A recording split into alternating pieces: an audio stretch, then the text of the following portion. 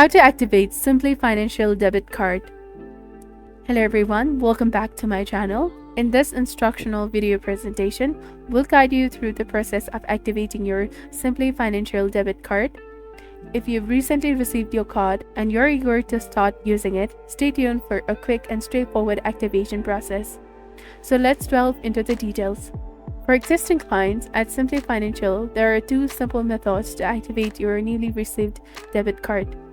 The first method involves making a purchase using your new card and entering the familiar PIN.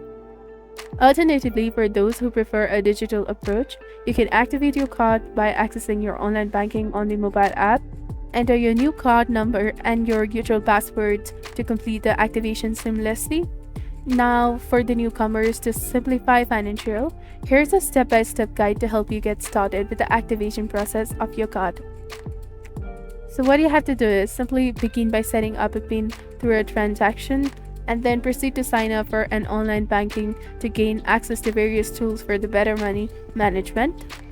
Additionally, download the Simplii app, a convenient tool for all of your financial needs, allowing you to manage your account effortlessly from your phone. And by following this simple step, you can successfully activate your Simplii Financial debit card.